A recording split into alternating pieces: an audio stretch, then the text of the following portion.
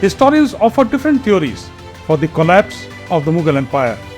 However, there is one aspect that is ignored by most of these theories: the impact of Mughal thievocracy on the decline of the Mughal Empire, and how it was Akbar's decision of personal profit first that actually set it off.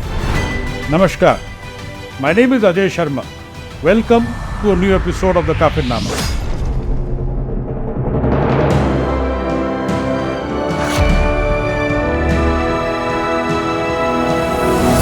In this episode of the Kafirnama, we discuss how Akbar's decision of personal profits first led to Western forces colonizing in India. But before we do that, let us look at the various theories attributed to the decline of the Mughal Empire. The Jagirdari crisis, agrarian crisis, shift to radical Islam by Aurangzeb, mounting war expenses of Aurangzeb, Aurangzeb's unending war in the Deccan, and constant guerrilla attacks by Marathas that demoralized the Mughal forces, increasing ethno-religious divide in Aurangzeb's bureaucracy, and many other theories that have an interplay of one or more of these factors. However, all these theories have one thing in common: the end result. An economically unstable and weakened Mughal Empire that survived on debts and could not even pay salaries to his soldiers. Eventually, Aurangzeb succumbed.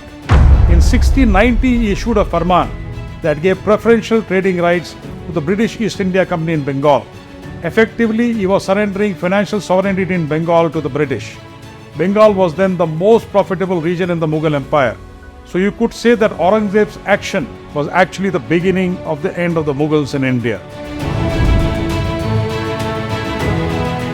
Aurangzeb may seem to be the fall guy, but the reason the British East India Company found itself into a dictating position in 1690 was not his doing. It was the outcome of Mughal thievocracy set into motion by Akbar a little more than 100 years earlier in 1572. When Akbar conquered Gujarat in 1572, it was the first time that a Mughal emperor had actually seen the ocean. The Portuguese by that time had already been in India for more than 70 years. And in the areas they ruled, Goa, Daman and Diu, no ships could use the seas without their permission.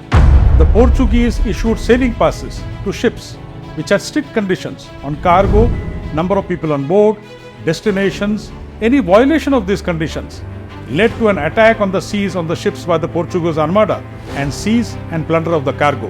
Akbar the Great could have easily squashed the small Portuguese presence in Daman. He could have then subsequently raised his own navy, using the vast resources at his disposal, and thrown out all the Western powers out of Indian waters. Akbar chose not to do so. Rather, he negotiated a deal with the Portuguese. He would not battle them.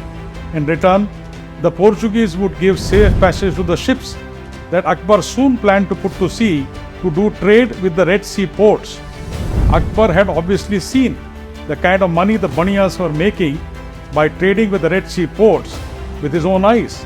Akbar also asked the Portuguese to give him one free shipping pass for the annual Hajj pilgrimage for his mother and other Mughal elite women. Akbar was to soon realize his folly.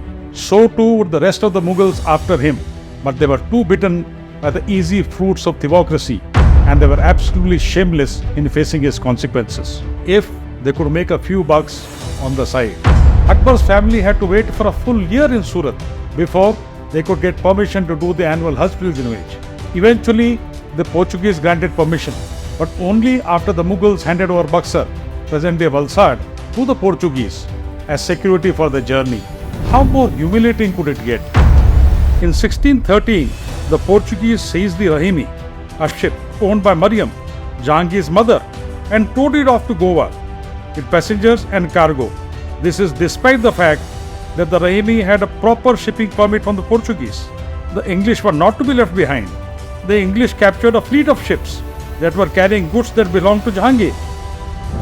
There are many other examples of similar action by Western powers. All these actions were resorted to just to bargain with the Mughals, to grant them trade concessions or grant them similar demands. The Western powers had the Mughals by their balls, literally so. Much earlier than the Battle of Plassey in 1757, Aurangzeb was as much the Emperor of India as these guys are the rulers of Pakistan. Brutal enough to turn his guns against his own people, but no more. The Mughals were Mughals on land, were prisoners on the sea. They were soon to become prisoners on the land too. Let me quote what eminent historian Pearson has to say on this subject. Muslim Indian rulers drew nearly all the revenues from land, hence the lack of concern with maritime matters. Prestige was a matter of controlling vast areas on which were located fat, meek peasants. Glory was to be won by campaign on land, leading one's contingent of cavalry galloping over the plains. To courtiers, including the emperors, the sea was a marvel, a curiosity, a freak.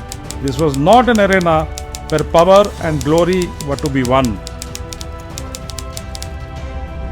Pearson is right in his reading of the Mughals.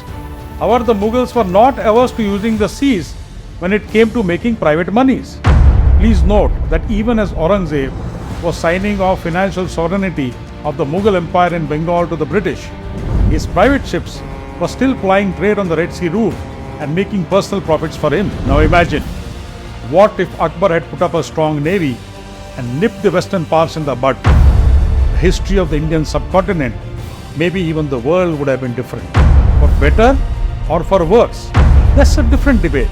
I hope you like this episode. Please do like it and share it with your friends.